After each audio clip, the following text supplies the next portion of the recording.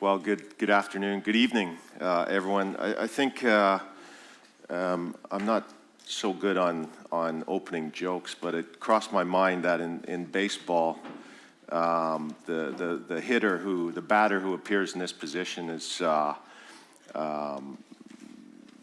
of the so-called cleanup hitter, is usually a big guy who's stupid. And so all that's to say is that I think I'm going to keep things very simple and quick.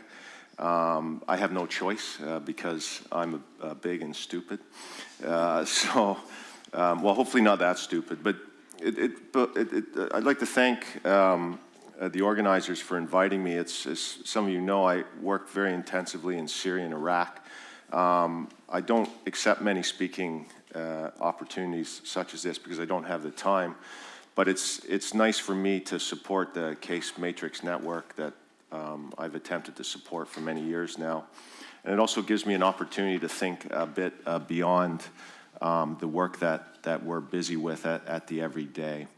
So I've been asked to speak to, there's no slides, I've been asked to speak to national and international investigative capacity and what are the problems, how can we improve it, and so forth. I won't really focus on the international. I think the tenor of the day is really on domestic capacity. And what the Case Matrix does is very, very important because I think we're in essentially a third phase in the field of the application of international criminal justice now, almost historically, if you will. The first phase is, of course, Nuremberg, subsequent trials, Tokyo trials, and so forth. The second phase, I think, is basically coming very quickly to a close. The period of that started in '93 with the formation of the first ad hoc tribunal, ICTY, ICTR, and then numerous hybrid courts. And now I believe we've entered a third phase, and that is, of course, what we've been speaking about all day, which is the application of ICHL, International Criminal and Humanitarian Law, in domestic jurisdictions.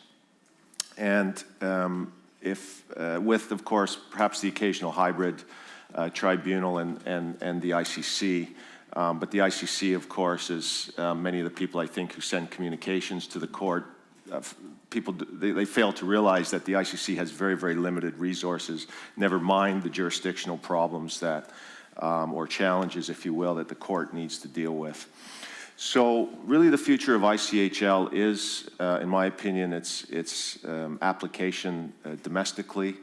And this is what I do in my day job, with real support from civil societal groups, which at the present time, with very, very rare exceptions, are not structured in a way, they're structured for advocacy purposes, they're not structured in a way to meet the evidentiary standards that criminal investigative bodies require in order to secure, must meet in order to secure a conviction.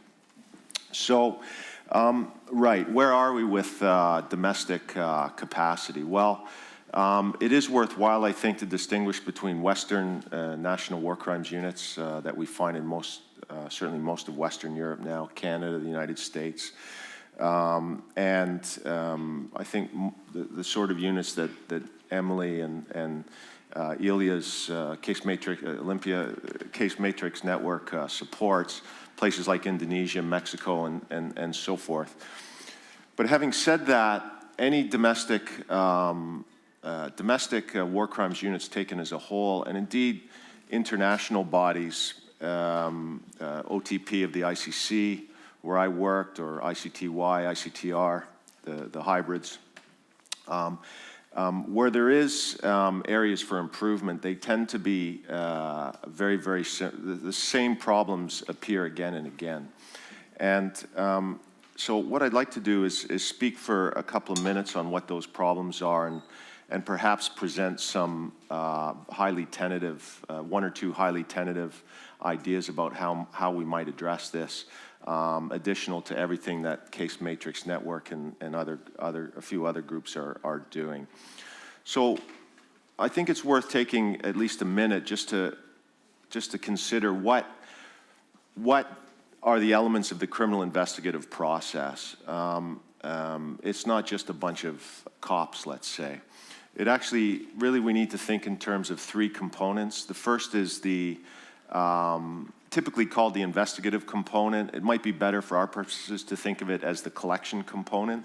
That element, usually police-driven, that hoovers up large amounts of information, witness statements, documents, open source materials, what have you. The second component is the analytical component. And I don't speak to the sort of analysis that my colleagues from the ICC have spoken about today, and former colleagues. I speak about what we typically call political structure analysis, military analysis, some criminal analysis, and of course, legal analysis. And I'm going to come back to this issue in some detail, because this is really the key to building effective, winnable international criminal cases for international or domestic prosecution. And then the third component is, of course, the legal and prosecutorial element, and there is other legal elements in the investigative side.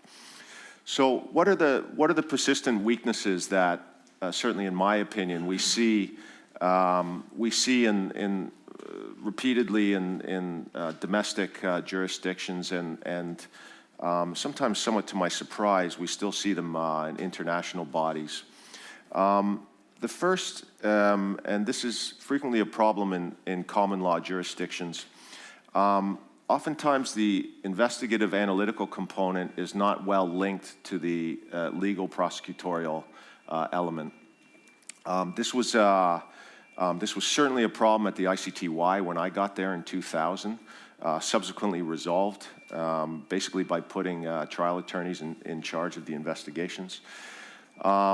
Again, depending on the domestic jurisdiction one's looking at, this can be a problem, principally in common law or quasi-common law jurisdictions, although not, to the best of my, certainly not in the United States, but it has been a problem in Canada and the UK.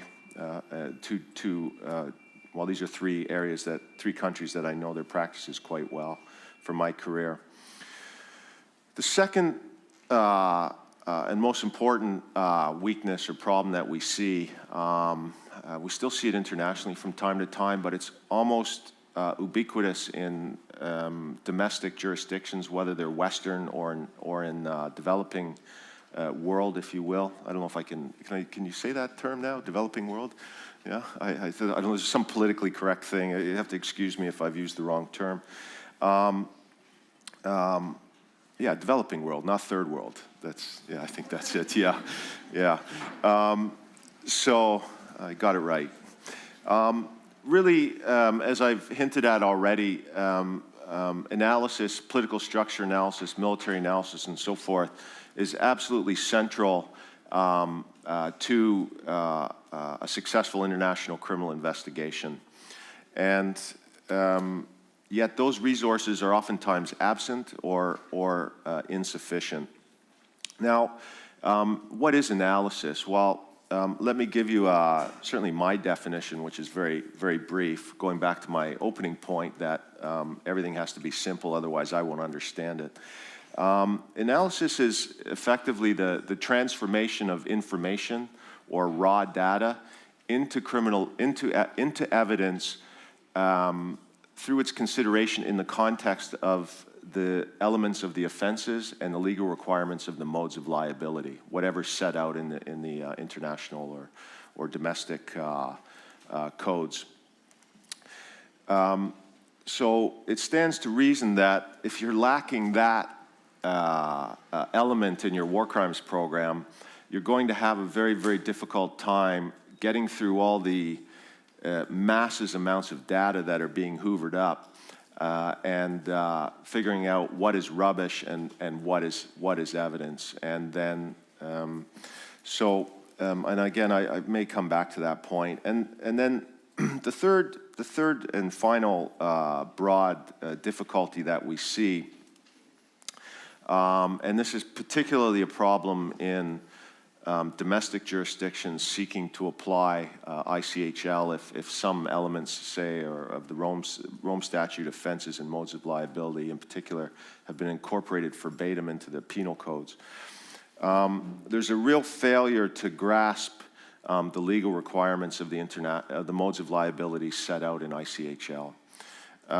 This is really a persistent problem, and that goes back to the second issue.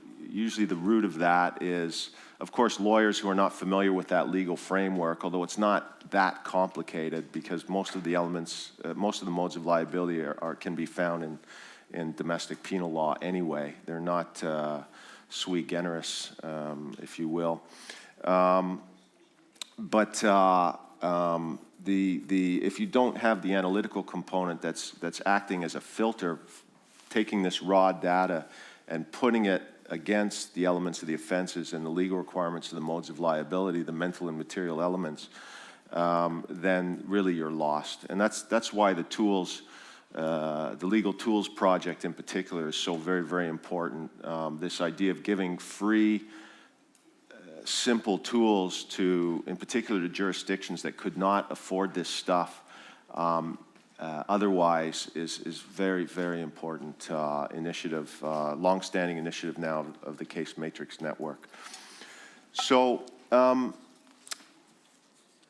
right, what's being done to address these issues, certainly in domestic jurisdictions, in particular in the developing world? Well, we have the Case Matrix Network, and I could sing its praises all night, and indeed, if is there a reception after? I can go on outside or in the smoking area. We have a couple of other bespoke organizations that do training for domestic actors. IICI, International Institute of Criminal, no, what is it? International Institute of Criminal Investigations, based here in The Hague, established by a former chief of investigations of the ICTY, John Ralston. We have an international organization which is actually very, very small, Justice Rapid Response. I always think Justice Rapid Reaction, like investigators parachute out of airplanes into, in a paramilitary sort of way. Now the question is, the efforts of Case Matrix Network, which brings the training and the tools, which really is a very important consideration, and the IICI, Justice Rapid Response, does this make a difference? Well, it doesn't hurt, but it's not enough, and that is not. There's no implicit criticism of these groups, not at all. On the contrary, why isn't it enough? And it comes down to the simple fact that training is not the same as practice. And what's missing from the equation now is we have the training, we have the legal tools, extremely effective legal tools, in my opinion, very, very user-friendly. What we're lacking in the equation is mentoring. I think that really the solution, and each legal framework, each country is different, but ultimately I think what we need to do is to bring domestic units, in particular in the developing world, up to the necessary standard, if the goal is not to secure convictions, but the goal is to have fair trials and reap from those fair trials, whether it's a conviction or acquittal, all the socio-cultural benefits that come through the fair application of ICHL or law generally in a post-conflict environment. If that's our objective, then we need to have mentors embedded with offices of the prosecutor or the equivalent, the investigative components. Indeed, for that matter, with the judges and defense counsel would be useful. And that, in my opinion, is what's missing from the equation now. So I'm going to wrap up with this idea Well, how would it work? Well, in principle, you hire somebody who's available and ideally who knows what they're doing, and they go down and sit in Kinshasa or Jakarta or wherever and basically help out in these areas, in particular with dealing with linkage or motive liability elements of case building. But donors, for the most part, don't like funding mentors for some reason. It's something I've learned in the last few years where I've done a lot of donor-driven work. Mentors are relatively cheap compared to training. You give someone, $6,000, $8,000, $10,000 a month. In a year, it's I don't know. I'm not a mathematician, but I'm a secular humanist. So, anyways, you can figure out what that would be. A training can, a bit of a training scheme can cost a lot more than that. The problem really is with the donors. Their matrix for measuring effectiveness is usually bums on seats, and training days and a lot of stuff like that. So how do we solve the problem? Because it's very hard to change the donor thinking. So what I would suggest is that I think, and not that I want Case Matrix Network to do more work, but my idea for the Case Matrix Network is this. There's now in this, mature period or the post-1993 period of application of ICHL, we have a generation of men and women who have quite a few years' experience and are now have left the system, perhaps to go to academia. Vladimir's case, have retired. I'm about to retire. There's an extraordinary, myself accepted, but there's an extraordinary pool of talent, men and women who may still be working or maybe retired or semi-retired, who would still like to muck in on the operational side. And I think basically they can be mobilized in many cases for 3 months, 6 months, for free or for a couple of $1,000 a month to support themselves in Jakarta. I've never been to Jakarta, but probably a pretty nice place. Kinshasa might be, sorry, my apologies to my Congolese colleagues, but but these are practical, small practical difficulties.